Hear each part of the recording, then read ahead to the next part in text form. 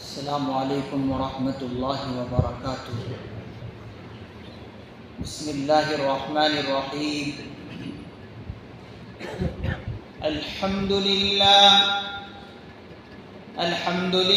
نحمده ونستعینه ونستغفره ونؤمن به ونتوکل علیہ ونعوذ باللہ من شرور انفسنا ومن سیئات اعمالنا، من يهده الله فلا مضل له ومن يضلله فلا هادي له، ونشهد أن لا إله إلا الله وحده لا شريك له، ونشهد أن سيدنا وسندنا ونبينا ومولانا محمدا عبده ورسوله صلى الله تعالى عليه وعلى آله وأصحابه وأزواجه وذرياته وبارك وسلم تسليما كثيرا كثيرا. أما بعد فأعوذ بالله من الشيطان الرجيم. بسم الله الرحمن الرحيم. وما خلقت الجن والإنس إلا ليعبدون ما أريد منهم من رزق وما أريد أن يطعمون إن الله هو الرزاق ذو القوة المتين. صدق الله مولانا العظيم. رب اشرح لي صدري ويسر لي أمري واحلل عقدة من لساني يفقهوا قولي. اللهم صل على سيدنا محمد وعلى آل سيدنا محمد وبارك وسلم. سبحان ربك رب العزة عما يصفون وسلام على المرسلين والحمد لله رب العالمين. میری زندگی کا مقصد تیرے دین کی سرفرازی، میری زندگی کا مقصد تیرے دین کی سرفرازی. میں ہوں اس لیے مسلمان، میں اسی لیے نمازی. میں ہوں اس لیے مسلمان، میں اسی لیے نمازی. توحید تو یہ ہے کہ خدا حشر میں کہہ دے، توحید تو یہ ہے خدا حشر میں کہہ دے، یہ بندہ دو عالم سے خطا، یہ بندہ دو عالم سے خفا میرے لیے ہے. بزرگان محترم، نوجوانان اسلام، عزیز دوستو اور ساتھیوں، میں آج آپ حضرات کی خدمت میں جس عنوان کے تحت گفتگو کرنا چاہتا ہوں وہ عنوان ہے مقصد زندگی، زندگی کا مقصد. اللہ تعالیٰ سے دعا ہے اللہ تعالیٰ مجھے بھی اور آپ حضرات کو بھی اور پورے امت مسلمہ کو بھی ان باتوں پر عمل کرنے کی توفیق نصیب فرمائے.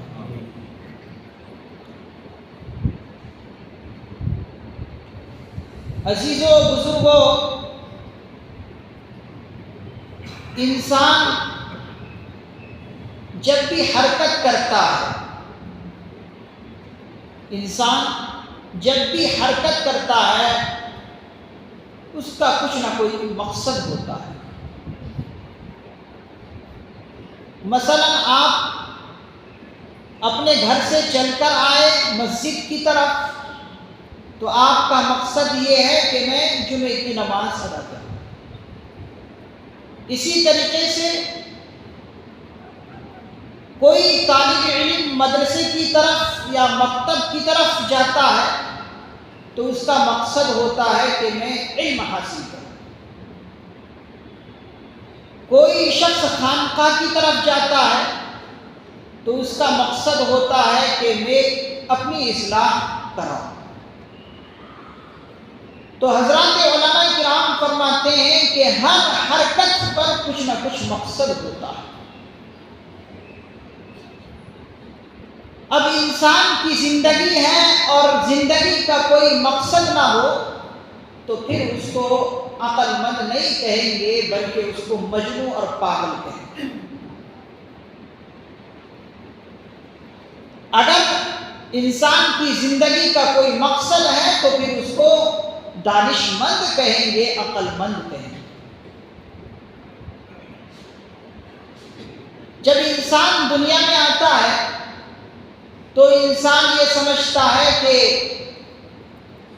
یہ سب سے پہلی میری حرکت ہوئی کہ میں دنیا کی پیٹ میں آیا، یا پھر بعض حضرات یہ سمجھتے ہیں کہ ماں کے پیٹ سے وہ اپنی زندگی کا سفر کر رہا ہے۔ بعض حضرات کیا سمجھتے ہیں کہ ماں کی پیٹ سے وہ اپنی زندگی کا سفر شروع کر رہا ہے، جبکہ حضرات علماء کرام فرماتے ہیں انسان کی ابتدائی سفر ماں کے پیٹ سے نہیں ہے، انسان کی ابتدائی سفر یعنی انسان کی زندگی کا سفر عالم ارواح سے ہی شروع، عالم ارواح سے ہی انسان کی زندگی کا سفر شروع ہو چکا ہے۔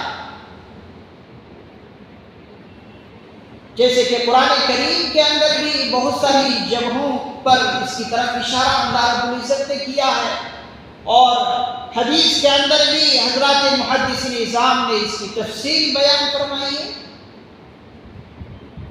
جیسے کہ حدیث میں ہے کہ جب اللہ رب العزت نے حضرت آدم علیہ السلام کو پیدا کیا تو تنِ تنہا حضرت آدم علیہ السلام تھے۔ پھر اللہ رب العزت نے اپنا داہنا ہاتھ یعنی سیدھا ہاتھ حضرت آدم علیہ السلام کی کمر پر مارتے ہیں۔ اب اللہ رب العزت نے داہنا ہاتھ حضرت آدم علیہ السلام کی کمر پر ماندا ہے تو یہ سمجھیں گے کہ ہم اللہ کا ہاتھ ضرور ہے لیکن وہ اپنے شان کے مطابق ہاتھ رکھتا ہے۔ انسان کی جسم کی طرح اللہ کا ہاتھ نہیں ہے، ہاتھ ضرور ہے لیکن اللہ اپنی شان کے مطابق ہاتھ رکھتا ہے۔ تو اپنی شان کے مطابق اللہ رب العزت نے اپنا داہنا ہاتھ سیدھا ہاتھ حضرت آدم علیہ السلام کی کمر پر رکھا تو حضرت محدث نظام فرماتے ہیں حدیث کی وضاحت میں کہ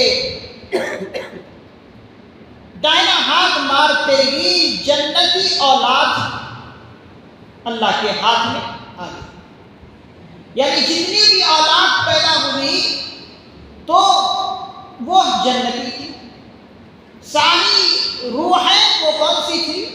جنتی تھی۔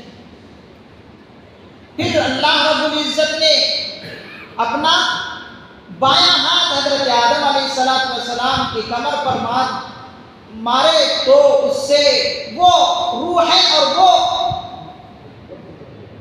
اولاد نکلی کہ جو جہنمی تھی۔ پھر کیا کیا؟ اللہ رب العزت نے یہ ساری کی ساری روحوں کو ایک وادی میں جمع کیا، ایک بہت بڑے وادی میں جمع کیا، اور جمع کرنے کے بعد اللہ رب العزت نے ان تمام روحوں سے پوچھا۔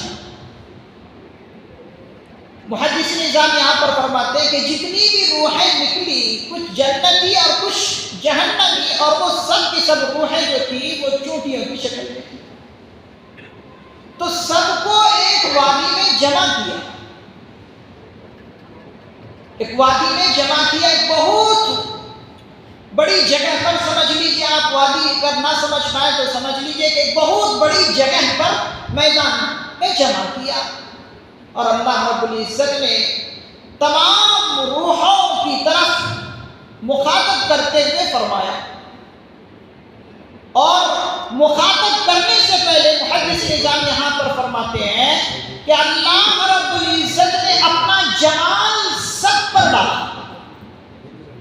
اپنا جمال، اللہ رب العزت کا جمال ہے تو اپنا جمال ساری روحوں پر ڈالا، اور روحوں پر ڈالنے کے بعد اللہ رب العزت نے تمام روحوں سے پوچھا الست بربکم، کیا میں تمہارا پروردگار نہیں ہوں؟ کیا میں تمہارا رب نہیں ہوں؟ تو اللہ نے جب اپنا جواب ساری روحوں پر ڈالا تو ساری روحیں پہچان گئی، اور محدث نظام فرماتے سب سے پہلے جو جواب نکلا کسی کی زبان سے، پہلے تو اللہ نے جیسے ہی پوچھا کیا میں تمہارا رب نہیں ہوں، تو سب روحیں جو ہیں آپس میں ایک دوسرے کی طرف منہ تکنے لگی، کوئی ادھر دیکھ رہا ہے، کوئی ادھر دیکھ رہا ہے، سب کے سب تذبذب میں، سب روحیں آپس میں ایک دوسرے کی طرف منہ تکنے لگے۔ اور پھر اس کے بعد سب سے پہلے جس ذات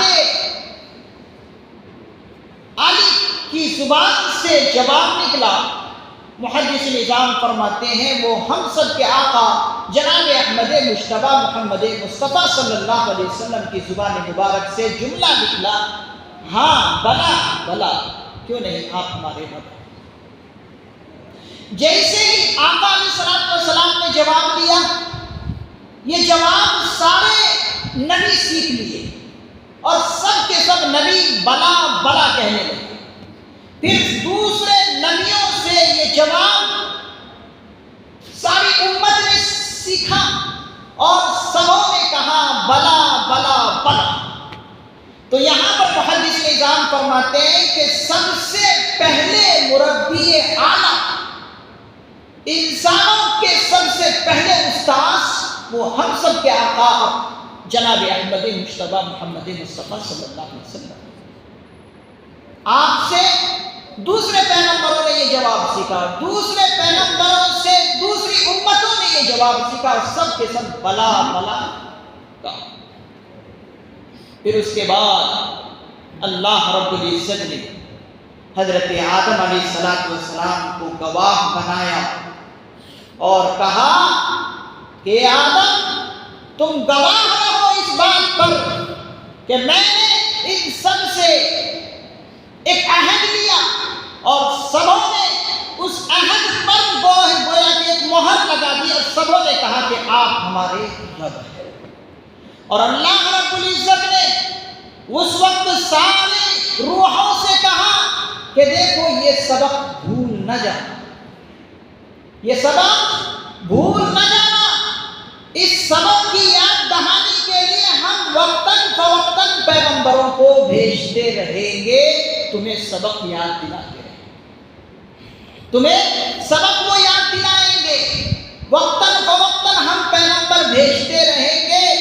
اللہ رب العزت نے ایک پیغمبروں کا یہ سلسلہ چلایا، انسان کو اپنا وقت، اپنا سبق، بھولا ہوا سبق پیغمبر سکھاتے رہے، اور یہاں تک کہ حضور علیہ السلام خاتم النبیین اور المرسلین بنے۔ پھر اس کے بعد پیغمبروں کا سلسلہ ختم ہو گیا، اور یہ ذمہ داری جس انسانوں کو اللہ نے عطا فرمایا وہ حضرات علماء کرام کو یہ ذمہ داری عطا ہے۔ اب سارے کے سارے علماء کرام یہ ذمہ داری اٹھا رہے ہیں، اور انشاءاللہ قیامت تک یہ بہترین امت یہ ذمہ داری اٹھاتی رہے گی، اور ابھی بھی اٹھا رہے ہیں۔ ماشاءاللہ ہر حلقوں میں دیکھ لیں آپ علماء کی کیا خدمت رہی ہے۔ اگر آج مدارس میں پڑھنے والے طلبہ نہ رہیں تو مسجدوں میں امام ملنا مشکل ہو جائے، جنازے کی نماز پڑھانے کے لیے انسان ملنا مشکل ہو جائے، نکاح کے لیے انسان ملنا مشکل ہو جائے، اس لیے کہ ہمارے اکابرین فرماتے ہیں کہ اگر آپ سمجھیں کہ پوری دنیا میں 100 کروڑ مسلمان ہیں یا 200 کروڑ مسلمان ہیں، ان 200 کروڑوں میں آپ نوجوانوں کو نکالیں، فرماتے ہیں کہ 50% نوجوان دین سے کٹے ہوئے، ان کو دین سے کوئی مطلب اور لگاؤ نہیں ہے. وہ یا تو ہوٹلوں میں کام کر رہے ہیں, یا پھر گاڑیاں صاف کر رہے ہیں, یا کہیں کچھ کر رہے ہیں, کہیں بھیک مانگتے ہوئے نظر آ رہے ہیں. 50% نوجوان دنیا میں لگے ہوئے ہیں دین سے غافل. اب 50% نوجوان بچ گئے.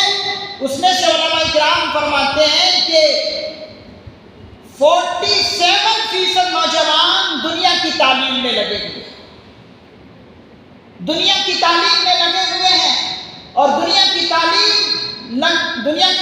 میں لگنے کا مقصد ان کا کیا ہے کہ ان کی فیوچر بنے, مستقبل بنے, وہ اپنے پاؤں پر کھڑے ہو اور خوشی والی زندگی گزار سکے.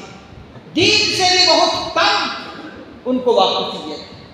اب بچ جاتے ہیں صرف 3% نوجوان. وہ 3% نوجوان کہاں ہے؟ وہ 3% نوجوان, وہ بچے جو ہیں مدارس میں ہیں. اور وہ بھی اگر آپ سروے کریں گے تو مدارس میں بھی وہ 3% بچے وہ ہیں جو غریبوں کے بچے ہیں. مالداروں کے بچے بہت کم آپ کو ملیں گے, الا ماشاء اللہ. اب دیکھیے یہ 3% ہونے کی وجہ سے آپ مختلف جگہوں پر امام بھی پا رہے ہیں اور مدارس میں اساتذہ بھی آپ کو مل رہے ہیں. تو ماشاء اللہ علماء حضرات اپنی ذمہ داری نبھا رہے ہیں. کوئی مدرسے میں رہ کر اس کی ذمہ داری نبھا رہے ہیں, کوئی خانقاہ میں بیٹھ کر لوگوں کی دلوں کو صفائی کر رہے ہیں اور ان کی اصلاح کر رہے ہیں. تو میں یہ عرض کر رہا تھا کہ اللہ رب العزت نے وقتاً فوقتاً پیغمبروں کو بھیجتے رہے اور یہاں تک کہ پیغمبروں کا سلسلہ ختم ہو گیا. اب کوئی پیغمبر آنے والا نہیں ہے, کام کرنا ہے, علماء حضرات کو کام کرنا ہے, اور امت کے اس طبقے کو کام کرنا ہے جو دین کی صحیح سمجھ اور بوجھ رکھتے ہیں, دین کی تعلیم رکھتے ہیں, ان کو کام کرنا. اسی لیے پوری امت کو خیر امت کا لقب ملا ہے. تو میں یہ آپ حضرات سے یہ عرض کرنا چاہتا ہوں, یہ آپ کی زندگی کا سفر کہاں سے شروع ہوا؟ عالم ارواح سے شروع ہوا. عالم ارواح سے شروع ہوتے ہوئے حضرت آدم علیہ السلام کی پشت سے ہم سب پیدا ہوئے, پھر ان کی اولاد در اولاد سے, پھر اس کے بعد باپ در باپ میں, پھر اس کے بعد ماں تک ہم پہنچے اور ماں کے پیٹ میں گئے, اور ماں کے پیٹ میں 9 مہینے ہم رہ کر دنیا کے اسٹیشن میں ہم نے قدم رکھا. ہم نے دنیا کے اسٹیشن میں قدم رکھا. اب جب ہم دنیا کے اسٹیشن میں قدم رکھے ہیں, آپ ذرا یہاں پر غور کریں. سفر کوئی معمولی سفر نہیں ہے, یہ سفر بہت لمبا سفر ہے. ہم نے یہ بہت غلط سمجھ رکھا ہے کہ یہ سفر صرف بس موت تک ہے, یہ ہمارا سفر زندگی کا نہیں. عزیزان گرامی, یہ سفر بہت لمبا ہے. جیسے کہ عالم ارواح سے وہ سفر شروع ہوا, ماں کے پیٹ سے ہی یہ سفر شروع نہیں ہوا, وہاں سے سفر شروع ہوا, منتقل ہوتے ہوتے ہوتے ہوتے ہم ماں کی پیٹ سے نکل آئے, اور نکل کر دنیا میں ہم نے قدم رکھا, دنیا کے اسٹیشن میں ہم نے قدم رکھا. اب جو ہے تھوڑی تھوڑی عمر اس امت کو ملی. پہلی امتوں کو تو 1200 برس 1800 برس کی عمر ملی, لیکن اس امت کو بہت تھوڑی عمر ملی ہے. اب جب عمر ملی ہے, اب صرف موت تک ہی ان کی زندگی کا سفر نہیں ہے. حضرات علماء کرام فرماتے ہیں موت کے بعد ابھی سفر اصلی شروع ہو رہا ہے, وہ برزخ کا سفر ہے, وہ قبر کی زندگی کا سفر ہے. اور حضرات علماء کرام برزخ کی زندگی کے بارے میں, وہاں کے سفر کے بارے میں فرماتے ہیں کہ وہاں کا سفر اتنا لمبا ہے, کوئی یہ نہ سمجھے کہ میت کے لیے صرف 1.5 گز زمین ہے بس اتنی ہی ہے, بلکہ نہیں, وہ 1.5 گز زمین صرف نہیں ہے، وہاں کی زندگی کے بارے میں اور سفر کے بارے میں فرماتے ہیں کہ وہاں کی دنیا یہ دنیا سے کئی گنا بڑی وہ دنیا،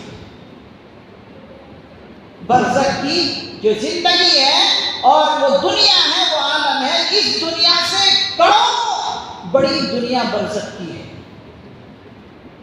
اسی لیے جب انسان مرتا ہے، مسلمان مرتا ہے، انتقال کرتا ہے، تو اللہ تعالیٰ کی طرف سے فرشتوں کو کیا اطلاع دی جاتی ہے، خبر دی جاتی ہے کہ دیکھو یہ میرا بندہ ہے، اس کے لیے جو ہے اب جنت کی کھڑکیاں کھول دو۔ جنت کی کھڑکیاں کھولنے کا حکم ہوتا ہے۔ پھر اس کے بعد اللہ تعالیٰ فرشتوں سے کہتے ہیں کہ دیکھو صرف اتنا ہی نہ کرو بلکہ ان کے لیے جنت کا فرش بھی بچھاؤ۔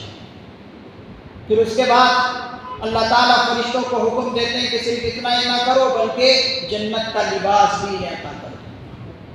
پھر اللہ تعالیٰ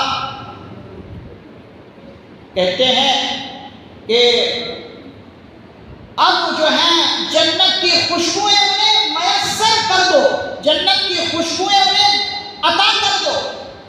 تو مومن بندہ اللہ تعالیٰ سے یہ خواہش رکھتا ہے، امید رکھتا ہے کہ اللہ جلدی سے جلدی قیامت قائم ہو اور جو چیزیں مجھے ملنی ہیں ابھی آگے وہ ساری چیزیں اللہ جلدی سے جلدی مجھے ملے۔ تو یہ کیا ہے؟ یہی تو ہے نا کہ ابھی آگے سفر ہے، دنیا کے بعد قبر کی زندگی جسے برزخ کی زندگی کہتے ہیں۔ اب برزخ میں رہنے کے بعد ایک لمبی مدت تک انسان رہے گا، پھر اس کے بعد محشر کا دن آئے گا، اور محشر کا دن بھی کتنا بڑا، ایسے تو وہ بہت چند صدیوں پر مشتمل ہے محشر کا دن، لیکن اللہ رب العزت نے فرمایا محشر کا ایک دن 50,000 دن کے بعد 50,000 سنہ تعرج الملائکۃ۔ سورہ معارج میں اللہ رب العزت نے کہا کہ محشر کا جو ایک دن ہے وہ 50,000 سال کا ایک دن ہے۔ اب اس 50,000 سال کے ایک دن میں سارے اولین اور آخرین انسان جمع ہو جائیں۔ اب دیکھیے وہاں سے پھر ایک اور الگ سفر ہے، اور وہاں سے دوسرا سفر جو شروع ہوتا ہے وہ جنت کا سفر ہے، اور جنت کے اندر انسان کب تک رہے گا؟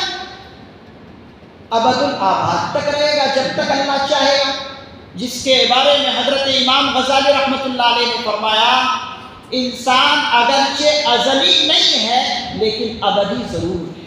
جنت میں جانے کے بعد اب اس کو ابد الآباد کی زندگی، ہمیشہ کی زندگی ملے گی۔ تو اب یہاں پر دیکھنا ہے کہ جو ابدی زندگی ہے، ایک ابد الآباد، ایک بہت لمبی چوڑی زندگی ہے، اس زندگی کے لیے کیا ہم اور آپ صرف مقصد زندگی روٹی کھانا پینا اور بیوی بچوں کو پالنا، اولادوں کو پالنا، بس اتنا ہی ہم سمجھ رہے ہیں؟ اتنا لمبا سفر عالم ارواح سے ماں کے پیٹ میں، ماں کے پیٹ سے دنیا کی اسٹیشن میں، دنیا میں قدم رکھا، دنیا سے پھر ہم قبر کی زندگی میں گئے، قبر کی زندگی سے پھر ہم جو ہے محشر کی زندگی میں گئے، پھر محشر کی زندگی سے لے کر ہم جنت تک پہنچے۔ اتنا بڑا لمبا سفر ہے میرے یارو۔ اب اتنا لمبا سفر اور ہماری مقصد سے زندگی صرف یہ ہو کہ ہم روٹی کھا لیں، پکا لیں اور بیوی بچوں کو پال لیں، اب بتائیے کہ کیا یہ عقل مندی کی بات ہے؟ یہ عقل مندی کی بات نہیں ہے۔ یہی میں سمجھا رہا ہوں، اور اللہ رب العزت قرآن کریم میں سمجھاتے ہیں کہ اے انسانوں وَمَا خَلَقْتُ الْجِنَّ وَالْإِنسَ إِلَّا لِيَعْبُدُونِ، تمہیں پیدا کرنے کا میرا مقصد کیا ہے؟ مقصد یہ ہے کہ تم میری عبادت کرو، اطاعت خداوندی، عبادت خداوندی کرو، یہ میرا مقصد ہے۔ اب یہاں پر حضرات محدث نظام فرماتے ہیں کہ دو چیزیں یہاں پر اللہ تعالیٰ ذکر کر رہے ہیں۔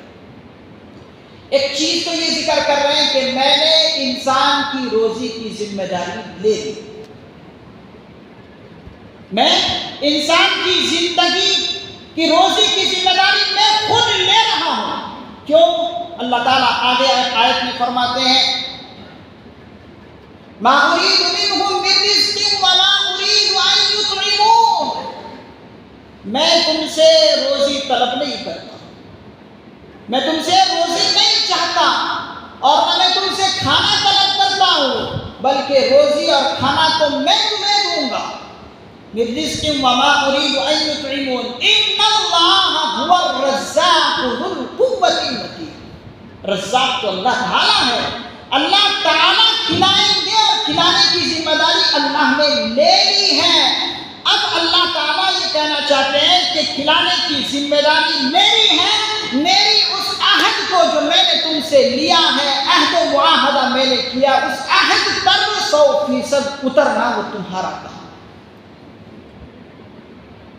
تو یہاں پر جو چیزیں بالکل واضح ہو گئی، کھانے کھلانے کی ذمہ داری، روزی کی ذمہ داری، پہنانے کی ذمہ داری، لباس کی ذمہ داری اللہ نے لی ہے۔ ہماری زندگی اطاعت خدا ہوتی ہے کہ ہم اللہ کی اطاعت کریں، جو ہم نے اللہ سے عہد کیا ہے اس عہد کی پاسداری کریں، اس عہد کا لحاظ رکھیں۔ اگر ہم نے اللہ کی اس عہد کی عہد شکنی کی تو پھر اللہ کی ذمہ داری نہیں ہے کہ وہ ہمیں کھلائے اور پلائے، لیکن اللہ پر قربان جائیے ہم اور آپ کہ اللہ تعالیٰ کھلا رہے ہیں، پلا رہے ہیں، لیکن ہماری جو ذمہ داری تھی، ہمیں جو کام دیا گیا تو ہم اس کام کو انجام نہیں دے رہے ہیں۔ اب جب ہم نہیں دے رہے ہیں تو پھر ہم کیوں یہ خواہش کرتے بیٹھے ہیں کہ ہمیں عزت ملے، ہمیں اقتدار ملے، ہمیں کرسی ملے؟ اقتدار اور کرسی اللہ تعالیٰ تبھی دیں گے جب ہم اللہ کے کام کو انجام دیں گے۔ ہم جب اپنی ذمہ داری نہیں نبھا رہے تو پھر اللہ کو کیا ضرورت پڑی کہ ہمیں عزت دے، ہمیں اقتدار دے، ہمیں کرسی دے؟ اور جو یہ اس کے لیے لڑ رہے ہیں تو پھر وہ بے فالتو ہے کام۔ پہلے اللہ نے جو ذمہ داری دی ہے اس ذمہ داری کو پوری طرح نبھائیں، اور اگر نہ نبھائے تو اللہ کا کچھ بگڑتا بھی نہیں ہے۔ اسی لیے حدیث پاک میں ہے کہ جب سارے انسان اللہ سے بغاوت کر جائیں تو اللہ تعالیٰ دنیا میں قیامت برپا کر دیں گے۔ کیوں؟ اس لیے کہ اللہ کا مقصد پورا نہیں ہو رہا۔ اب مثال کے طور پر ایک بات آپ کو وضاحت کے ساتھ سمجھاتا ہوں۔ ایک انسان گھوڑا پالتا ہے، ایک انسان گھوڑا پالتا ہے۔ اب گھوڑا جو پالنے کے لیے جس کو رکھا ہے، اب گھوڑا کس لیے پال رہا ہے مالک؟ اس لیے کہ وقت پر سواری کا کام دے، سواری کا کام دے۔ اب جب سواری کے لیے گھوڑا کو استعمال مالک کرنا یا کرنا چاہتا ہے تو گھوڑا جو ہے بھڑکتا ہے، شرارت کرتا ہے۔ اب مالک کیا کرے گا اس گھوڑے کے ساتھ؟ یہی تو کرے گا کہ گھوڑے کو رکھ کے کیا فائدہ، یا تو گولی مار دو یا اسے ختم کر دو یا دوسری طرف بھیج ڈالو۔ اب جب گھوڑا وقت پر کام نہیں دے رہا ہے تو پھر گھوڑے کے مالک کو نوکر رکھنے کی کیا ضرورت، ملازمت رکھنے کی کیا ضرورت، اس کے گھر کا بندوبست کرنے کی کیا ضرورت ہے؟ اب پھر وہ سب کچھ ختم کر دے گا، نوکری بھی جس کو نوکری پر رکھا تھا اس کو ختم کر دے گا، اس کو بھگا دے گا، جو گھر اس نے تیار کیا تھا اس کو بھی ختم کر دے گا۔ اللہ تعالیٰ یہی صورت دنیا کے اندر لائیں گے، جب انسان اللہ کی عبادت کرنا بھول جائیں گے تو پھر قیامت برپا کر دیں گے، اور یہ جو آسمان چھتنما ہے اس کو ختم کر کے رکھ دیں گے۔ یہی تو قیامت ہے۔ اس لیے کہ اللہ کا جو مقصد جب پورا نہیں ہو رہا تو پھر رکھ کے کیا کریں؟ تو عزیزان گرامی، جس ذمہ داری کو ہم نے اٹھانے کا عہد کیا ہے اس ذمہ داری کو ہم پوری طرح نبھائیں۔ مقصد زندگی یہی ہے کہ ہم اللہ کی اطاعت اور فرما برداری کریں، اور اسی میں کامیابی ہے، اسی میں کامیابی ہے، لیکن آج کا انسان بھولا ہوا ہے، جو عہد کیا اللہ سے وہ عہد کو بھول گیا ہے، عہد شکنی گویا کہ کر رہا ہے۔ آپ دیکھ لیں نوجوان اور دیگر مسلمانوں کو نمازوں کی کوئی پرواہ نہیں، عبادت کی کوئی انہیں پرواہ نہیں ہے، جمعے کا دن ہے کیا اسے مطلب۔ نوجوانوں پر مجھے ترس بعض مرتبہ آتا ہے کہ نوجوانوں کو میں دیکھتا ہوں کہ اپنے معاشرے کے اندر حالات کو خراب کر رہا ہے۔ کتنے نوجوان ہیں، اللہ کی نوجوانوں کو ہدایت عطا فرمائے کہ گاڑیوں میں بیٹھ کر لوڈو کھیلتے، آٹو میں بیٹھ کر لوڈو کھیل رہے ہیں۔ مقصد کیا ہے؟ روٹی کمانا۔ اگر مقصد روٹی کمانا، روٹی کھانا ہی تھا تو اس سے بہتر تو ہم سے جانور ہیں۔ جانور بھی چارہ کھاتے ہیں، بہترین سے بہترین جانور غذا کھاتے ہیں۔ آپ بلی کو دیکھ لیں، بلی بہترین مرغا بھی کھاتا ہے، اور شیر جو ہے بہترین غذا کھاتا ہے۔ تو اگر ہم نے یہ مقصد بنا رکھا ہے کہ روٹی کھانا اور بچوں کو پالنا، تو یہ کام تو وہ بھی کرنا ہے۔ پھر ان میں ہم میں کیا فرق ہے؟ اللہ نے تو ہمیں اشرف المخلوقات بنایا، اور اشرف المخلوقات کی ذمہ داری یہ بھی ہے کہ ہم اللہ کی عبادت کریں، اطاعت اور فرما برداری کرتے ہوئے زندگی گزاریں۔ تو اگر ہم نے اللہ کی اطاعت اور فرما برداری نہیں کی تو پھر ان میں اور ہم میں کوئی فرق نہیں رہ جاتا۔ حاضرین گرامی، ہمیں تو نمونے بے شمار ملتے ہیں۔ حضرات صحابہ کرام رضی اللہ عنہم کی زندگی ہمارے لیے مثال ہے۔ اگر ہم انہی کی زندگی کو فالو کر لیں تو ماشاءاللہ ہماری زندگی کامیاب ہو جائے۔ صحابہ کرام رضی اللہ عنہم کی زندگی ہے، صحابیات کی زندگی ہے، ان کی زندگی سے ہم سبق لیں۔ جس طریقے سے انہوں نے اپنی زندگی کامیاب بنائی ہے، ہمیں بھی کامیاب بنانے کی ضرورت ہے۔ ایک چھوٹا سا مختصر واقعہ ایک صحابیہ رضی اللہ عنہا کا سنیے کہ مقصد زندگی میں کس لیول کو جانا چاہتی تھی وہ عورت، اور اللہ سے کتنی محبت، اللہ کے دین سے کتنی محبت انہیں تھی۔ ایک موقع پر آقا علیہ الصلوۃ والسلام جہاد پر جا رہے ہیں، جہاد پر جا رہے ہیں تو اس عورت نے اپنے ہاتھ میں ایک بچے کو تھاما، ایک معصوم چھوٹا سا بچہ تھا، اور وہ صحابیہ اس بچے کو اپنے ہاتھ میں لے کر حضور کی خدمت میں پہنچ گئی، اور حضور سے کہا کہ اللہ کے پیغمبر صلی اللہ علیہ وسلم اس بچے کو آپ قبول فرمائیں، اس لیے کہ میرے گھر میں کوئی مرد حضرات نہیں ہے کہ میں ان کو جہاد کے لیے بھیج سکوں، لہذا یہ معصوم سا بچہ ہے، آپ اس کو قبول کر لیں۔ حضور نے ان سے کہا کہ یہ معصوم سا بچہ ہے، تو ابھی کھڑا بھی نہیں ہو سکتا، تو جہاد کیا کرے گا؟ جہاد کے لیے تو کھڑا بھی ہونا ہے، مضبوط انسان بھی ہونا ہے، تو یہ بچہ ابھی کھڑا ہی نہیں ہو رہا، تو جہاد کیا کرے گا؟ اب آگے سے اس صحابیہ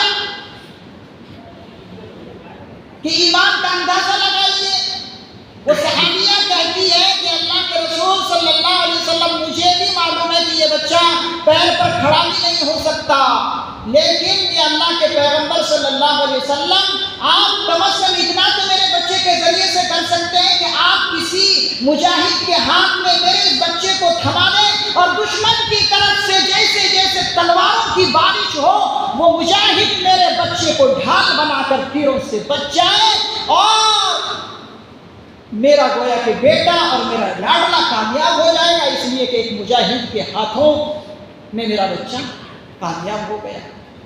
تو وہ بچہ کم از کم ڈھال تو بن سکتا ہے، جس کے پاس ڈھال نہیں ہے کم از کم وہ مجاہد میرے بچے کو ڈھال بنا لے گا، اور تیروں کی جو بارش ہو رہی ہے ان تیروں کی بارش سے اپنے آپ کو بچا لے گا، یہی میری کامیابی۔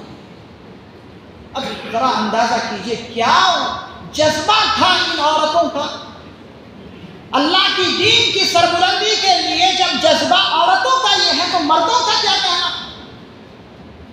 تو حاضرین گرامی، ہمیں جو ہے ان زندگیوں سے سبق لینا ہے۔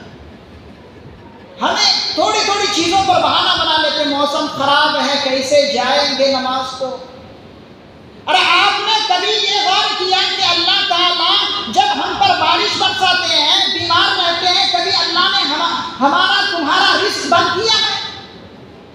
صحت میں بھی اللہ رزق پہنچا رہے ہیں، بیماری میں بھی رزق پہنچا رہے ہیں، اپنی ساری زندگی کے کاموں میں ہم ہر کام کرتے ہیں، لیکن یہ تھوڑا سا بہانہ کہ موسم خراب ہے، بارش ہے، ہم اللہ کے لیے کیسے عبادت کر سکیں گے؟ یہ کیسا جواب؟ معلوم یہ ہوا کہ اللہ پر صحیح بھروسہ ہمارا نہیں ہے۔ تو ضرورت ہے کہ ہم اپنے ایمان کو ان اللہ والوں کی زندگی سے مضبوط کریں۔ صحابہ اور صحابیات کی زندگی سے ہم اپنے ایمان کو بہترین سے بہترین بنائیں، تبھی جو ہے ہم کامیاب ہو سکتے ہیں۔ اللہ تعالیٰ سے دعا ہے اللہ تعالیٰ ہمیں اپنے مقصد زندگی میں 100% کامیابی نصیب فرمائے، اور جو نوجوان اپنی جوانی کو غلط کاموں میں صرف کر رہے ہیں، اللہ تعالیٰ انہیں ہدایت نصیب فرمائے۔ وآخر دعوانا الحمدللہ رب العالمین۔